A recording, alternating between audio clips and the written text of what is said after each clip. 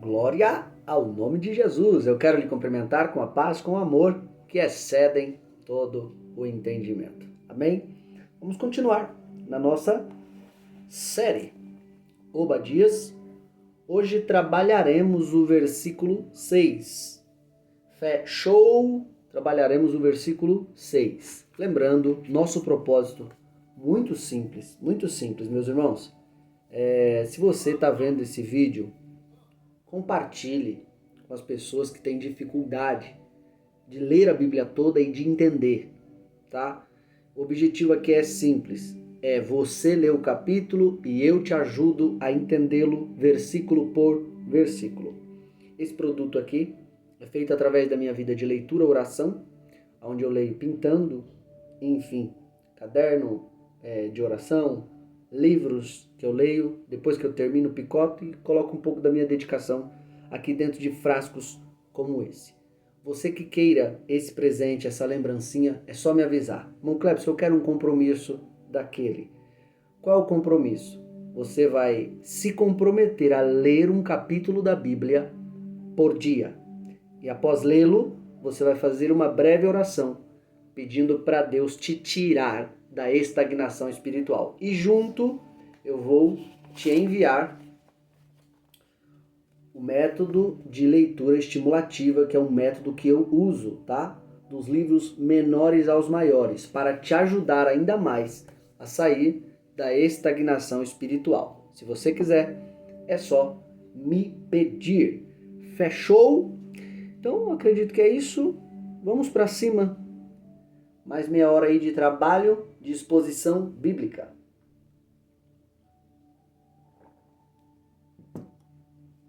Hoje, nós vamos trabalhar o versículo 6, tá? Então, pegue aí, bora lá, Obadias, versículo 6. Está escrito assim, ó. Como foram buscados os bens de Esaú, como foram esquadrinhados os seus esconderijos. Fechou? No vídeo passado, nós trabalhamos a expressão do versículo 5. Se viessem a ti ladrões ou roubadores de noite, entre parênteses, como estás destruído. O primeiro ponto que a gente tratou foi: todo ladrão tem uma limitação, mas no caso de Edom, os ladrões só parariam quando tivesse levado e destruído tudo. Só para você ver o quanto Deus investiu aí na destruição do próprio Edom por causa de sua soberba. Segundo ponto que nós aprendemos sobre esse versículo é que a desobediência a Deus, ela fortalece o inimigo. É isso mesmo. Se você quiser parar de dar força para o inimigo, comece obedecendo o que Deus te manda fazer, tá? E aí você vai receber a força da obediência. Lembrando que a obediência também é a maior prova de amor. Terceiro ponto. O texto diz que os roubadores vinham de noite. Se você quiser fazer uma pesquisa básica aí, você vai ver que na maioria das vezes os maiores roubos acontecem de noite, tá? Manhã, de forma figurada, é onde você está na sua maior força. Tarde é onde você está batalhando, mas as suas forças estão reduzidas. Isso aí, ó.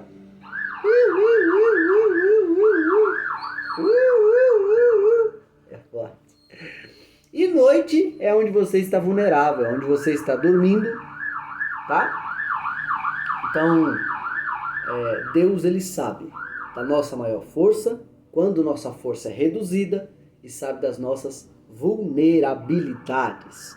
Então, se Deus, ele quiser derrubar quem for, ele derruba, tá bom? O quarto ponto, a gente falou sobre a graça maligna. A graça maligna, falando de ladrões e roubadores, é onde a pessoa se esforça para se apoderar do que não pagou e do que não é dela. Por que é uma graça maligna? Por causa disso. Porque a pessoa se esforça para se apoderar do que não é dela, de roubar o que ela não pagou o preço para ter. E com isso, dentro do reino espiritual, cada roubo que a pessoa faz, ela perde a identidade de filho de Deus. Isso é forte. E aí vem a graça de Cristo, que a graça de Cristo, enquanto a graça maligna, que faz as pessoas roubarem do outro o que não pagou o preço para ter, o que não é delas, a graça de Cristo também, como um favor imerecido, nos ensina a renunciar. E dentro dessa renúncia, temos de volta um reencontro com a nossa verdadeira identidade, que foi perdida, onde? Lá no Éden. Por isso que Jesus é chamado de segundo Adão. Está explicado no vídeo anterior também, você que quiser dar uma observada. Êxodo 22, verso 3, nós aprendemos que quando um ladrão que roubava não tinha condições de pagar, ele tinha que ser vendido para que a dívida fosse paga. Então, automaticamente, ele se fazia escravo para a dívida ser paga. E quem roubou foi a gente não tinha com que pagar, mas quem se vendeu no nosso lugar, você já sabe quem foi, né? Tá no vídeo anterior. Fechou? E aí agora a gente inicia o versículo 6. Como foram buscados os bens de Esaú? Como foram esquadrinhados os seus esconderijos? Vamos trabalhar um pouco nessa expressão. O antigo historiador grego, se você quiser pesquisar depois aí, Diodoro Sículo, isso mesmo, Diodoro Sículo. Ele menciona que os edomitas costumavam usar as fortalezas na montanha para proteger seus tesouros acumulados mediante comércio. Então, olha que informação legal, hein? O antigo historiador grego, Diodoro Sículo, menciona, se você quiser anotar o nome dele, para pesquisar depois, fica à vontade, tá? Diodoro Sículo. Menciona que os edomitas costumavam usar as fortalezas na montanha para proteger seus tesouros acumulados mediante comércio. Então, eles comercializavam. E uma pesquisa também que eu estava fazendo, nessas montanhas eles não só costumavam proteger os seus tesouros acumulados, como também ficavam nessas montanhas os mais vulneráveis. Ou seja, nessa época, que era a época de guerra, onde o território era tomado mediante força, não tinha para onde correr. Então, quem eram os mais vulneráveis? Mulheres e crianças. Então, nessas montanhas, eles costumavam guardar os tesouros acumulados, mulheres, que entrava aí na categoria vulnerável, e as crianças pequenas, que também entravam na categoria vulnerável. Então, olha que coisa interessante que dá pra gente aprender aqui. Se eles protegiam seus tesouros acumulados mediante comércio, primeiro ponto, Edom não era burro. Os edomitas não eram burros. Ele fazia aquilo que ele tinha em mãos crescer, se multiplicar. As suas riquezas se multiplicavam. E como é que eles faziam isso? Mediante comércio. Isso mesmo. Então aquilo que eles tinham em mãos, Edom, os edomitas, não pensavam, em primeiro lugar, apenas em gastar. Eles pensavam em como fazer isso crescer. Como fazer isso aumentar. Deu para entender? Então, de novo, os edomitas não eram burros. Querendo ou não, a parte financeira deles, eles tinham total inteligência. para fazer essa parte financeira crescer. E eu sei que por muito tempo nós ouvimos sobre o amor ao dinheiro. E é verdade mesmo. O amor ao dinheiro, ele é a raiz de toda espécie de males. Porém, nós não podemos esquecer de um fator importante. O dinheiro, ele é importante. E quem diz que o dinheiro não é importante é porque ainda não reparou o quanto precisa do dinheiro. Irmão Cleber, você vai deixar o nosso coração avarento? Não. Apenas eu quero transmitir para você um equilíbrio espiritual, para você dar valor ao dinheiro, o valor que o dinheiro merece. Eu te desafio a olhar para qualquer coisa agora, onde você estiver, e me dizer algo que não foi dinheiro que comprou isso. Te desafio. Qualquer coisa que eu olhe aqui ao meu redor, até o celular que eu estou gravando, foi dinheiro. Eu não quero que você se torne avarento. Avarenta. Eu quero apenas que você, como Edom aqui, eles não eram tolos. Eles davam valor ao dinheiro, o valor que o dinheiro merecia. Então, quando eles pegavam as suas riquezas, os seus tesouros, eles comercializavam. Eles já pensavam, como é que eu faço para aumentar isso aqui? Então, mediante comércio, eles iam aumentando suas riquezas. E qual é a vontade de Deus para nós? Você acha que a vontade de Deus para nós, eu não digo ser rico, porque em Provérbios, não vou me lembrar do capítulo ou do versículo, mas se não me falha a memória, é Provérbios capítulo 22, versículo 2. Por aí, tá? Depois, se você quiser saber do versículo, é só você colocar aí, o pobre e o rico têm uma coisa em comum. Quem criou os dois foi o próprio Deus. Ou seja, Deus criou o pobre, Deus criou o rico. Então, já é uma verdade clara de que Deus não quer todo mundo rico. Agora tem uma verdade bíblica. Deus não quer que ninguém seja miserável. Tá bom? Deus não quer que ninguém seja miserável.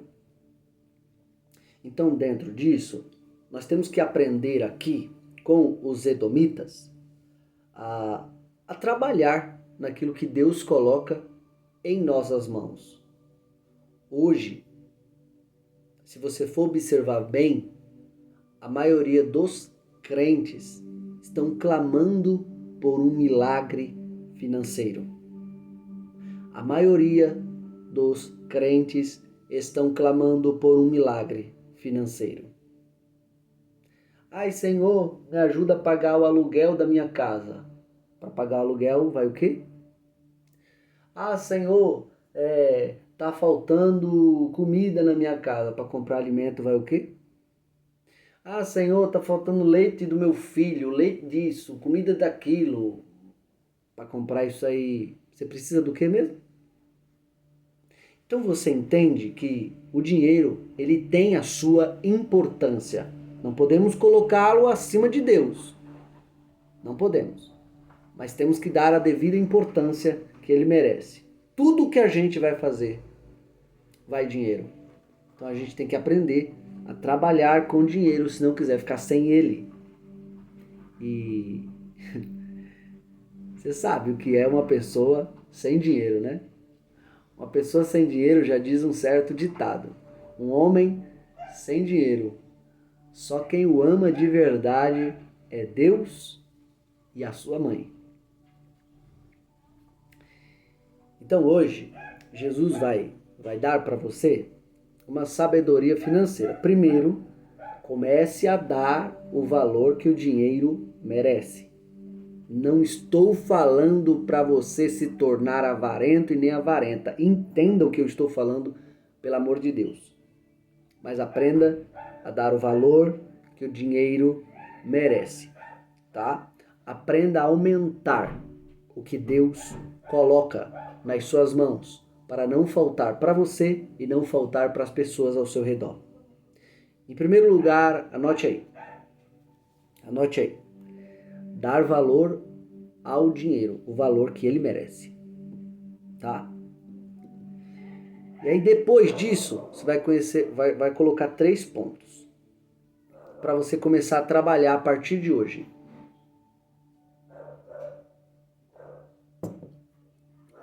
Para que suas finanças comecem a aumentar aos poucos. Primeiro, não gaste mais do que ganha. É isso mesmo. Não gaste mais do que ganha. Anote aí. Segundo ponto, controle suas vontades. Não é tudo que você vê pela frente que você vai ter que comprar. Tá bom? Terceiro, pegue o que você tem e invista naquilo que leva você mesmo a crescer. Depois você vem e me fala o que aconteceu com você. Aumente o seu valor como pessoa. E aqui eu já libero uma outra dica para você para abrir mais ainda a sua mente. Vou te fazer uma pergunta. Quais são as pessoas mais poderosas da Terra? Provavelmente veio algumas na sua mente, né? E se veio algumas na sua mente, lhe faço uma pergunta. Elas são pobres? Eu nem vou citar nomes. Quero que você mesmo responda. Por quê? Porque o dinheiro ele tem esse poder. O dinheiro ele tem o poder de aumentar o valor da pessoa. O poder da pessoa. Então uma outra dica que eu te dou. Aprenda a administrar o que Deus coloca em suas mãos. Edom, aqui os edomitas, eles acumulavam tesouros mediante comércio, ou seja, a mentalidade deles era fazer crescer o que eles tinham em mãos. Então vamos aprender. Não gastar mais do que ganha, controlar nossas vontades e investir, administrar o que temos naquilo que leva a gente mesmo a crescer. Segundo ponto, aqui são os vulneráveis. A gente falou sobre as mulheres e as crianças, que na época, como era uma época em que era conquista de território, tudo que você quisesse conquistar era mediante força. Então, automaticamente, entre a força de um homem e de uma mulher, quem é mais forte? O homem. Então a mulher ficava por trás dando o suporte. Isso acontece até hoje.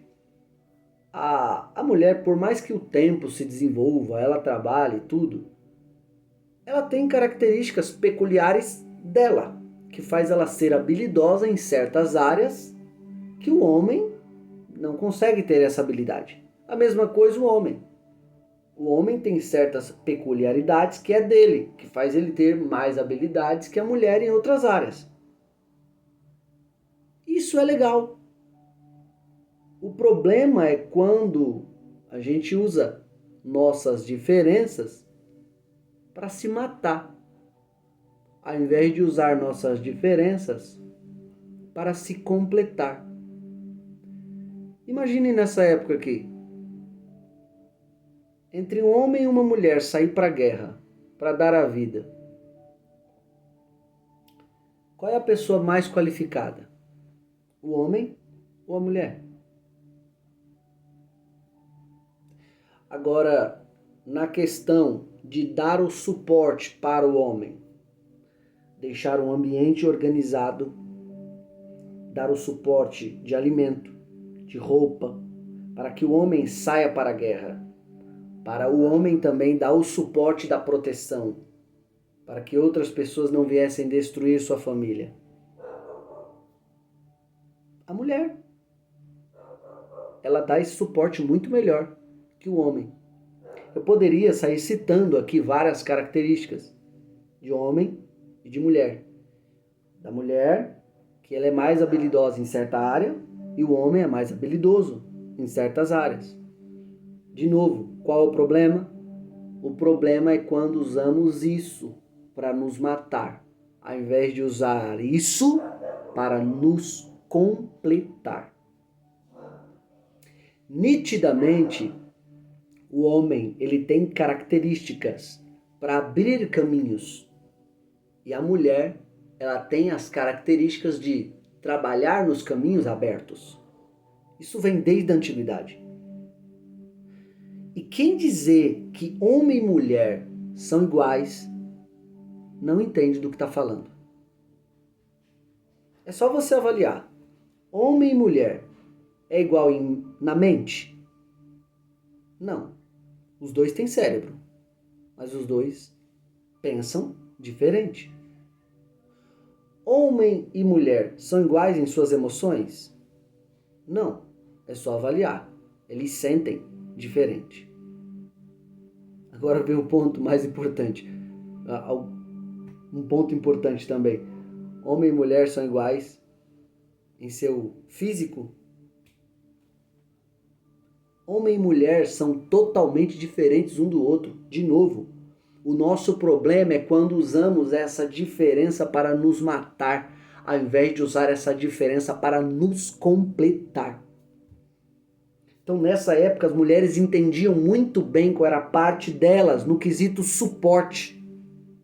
E os homens também entendiam muito bem a parte deles, o suporte que eles tinham que dar para as suas mulheres.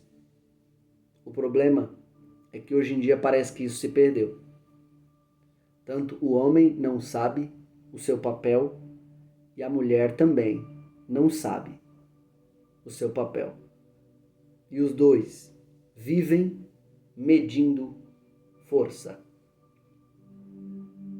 Eu não estou aqui para bagunçar a sua mente.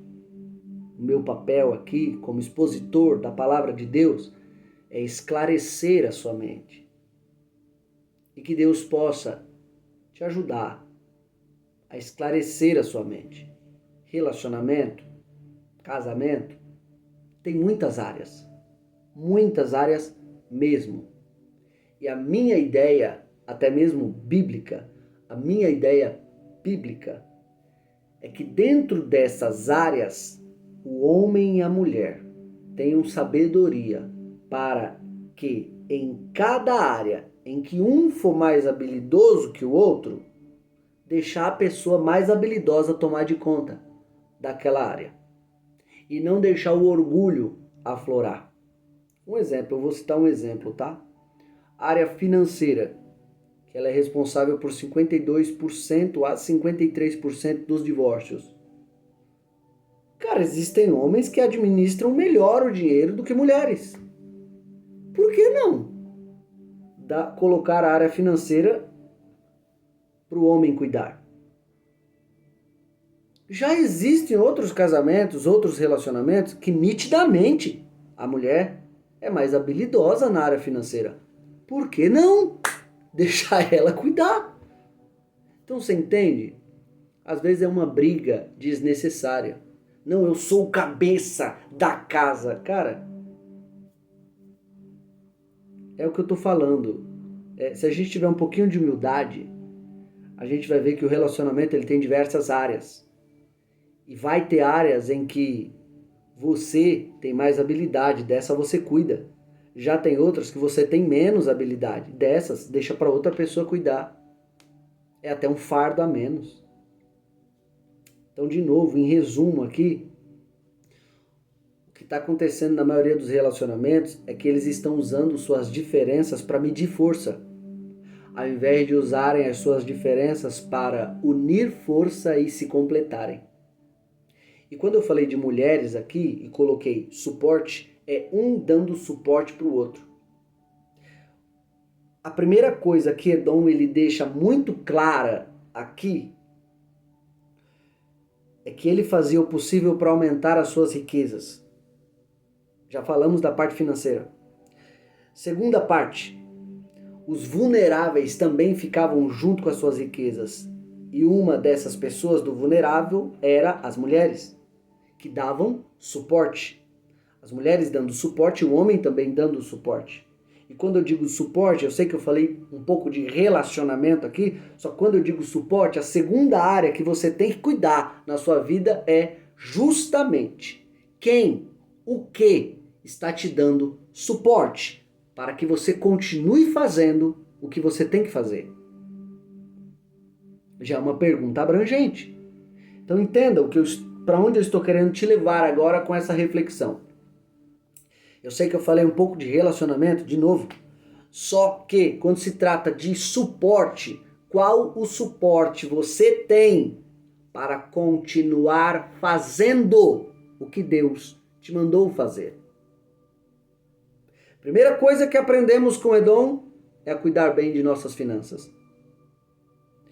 Segunda coisa que aprendemos com Edom, cuidar bem do nosso suporte. Quem ou o que está te dando suporte para que você continue fazendo o que Deus te mandou fazer? Deu para entender? Vamos continuar. Terceiro ponto aqui, uma outra característica do vulnerável eram as crianças pequenas. E nas mulheres eu coloquei do lado a palavra suporte. Nas crianças eu coloquei do lado a palavra legado. Olha que coisa interessante. Finanças, suporte e legado. Edom cuidava muito bem dessas coisas. Ele saiu da história por causa de sua soberba. O livro todo vai falar da soberba de Edom, dos edomitas. Mas se não fosse isso, esse povo ainda estaria na história. Se não fosse os maus tratos com seus próprios irmãos, esse povo ainda estaria na história. O terceiro ponto aqui de vulneráveis era as crianças que ficavam junto com as suas riquezas, mulheres e também crianças. E criança aqui a gente fala de legado. Com certeza, os edomitas estavam cuidando do seu legado.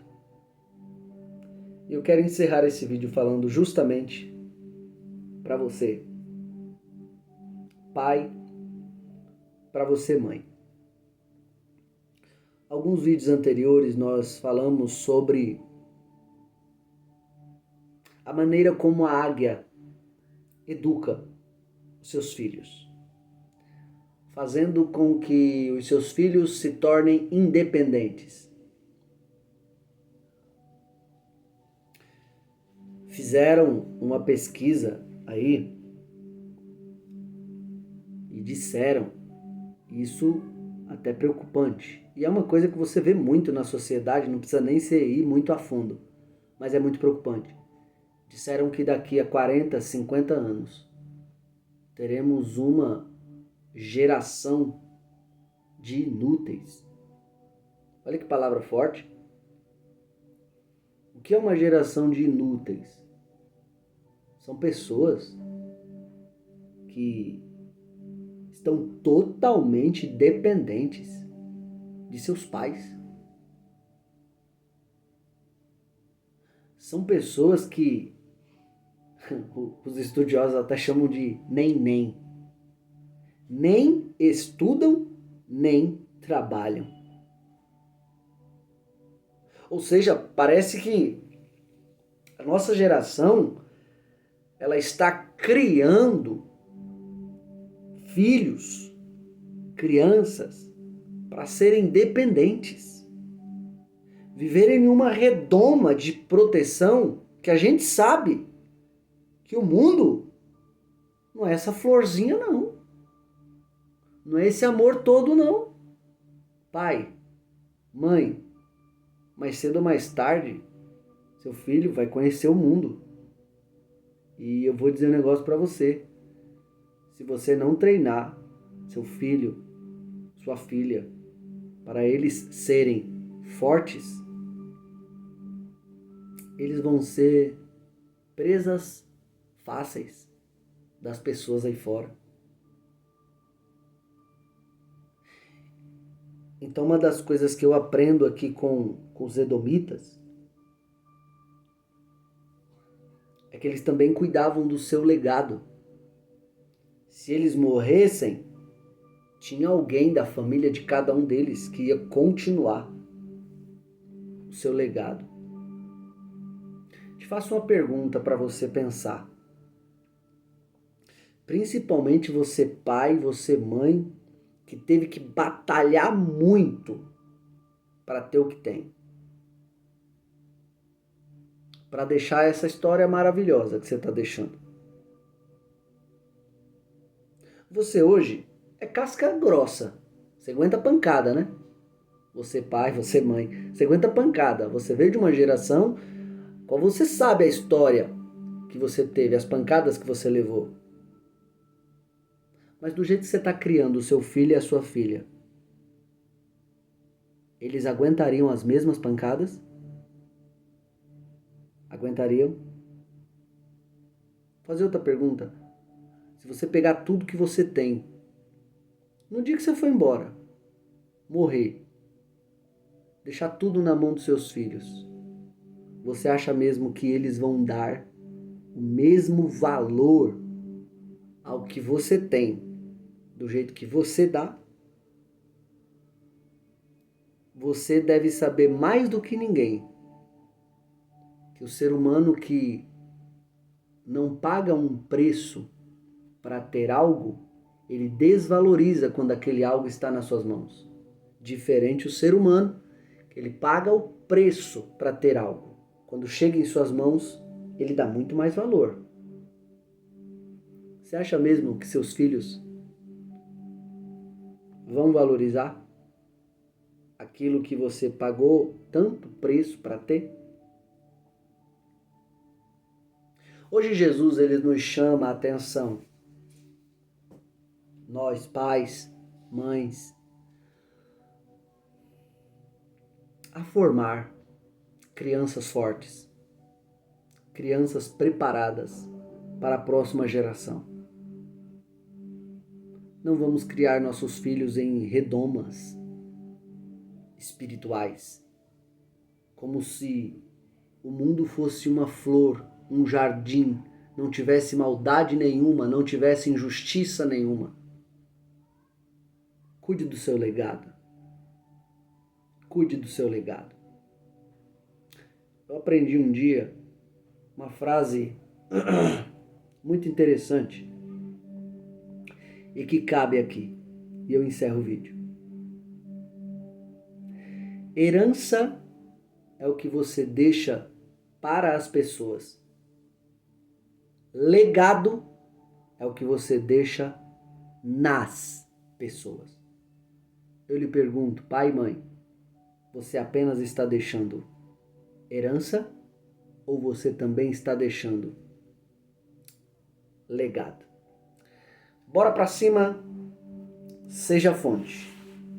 Reserve tempo com Deus no seu dia. Guarde isso. Se você quiser ser alguém na história, invista nessas 3 áreas: finança, suporte e legado. É só ler o capítulo e eu te ajudo a entendê-lo versículo por versículo. Sorriso de crente e Deus lhe bendiga.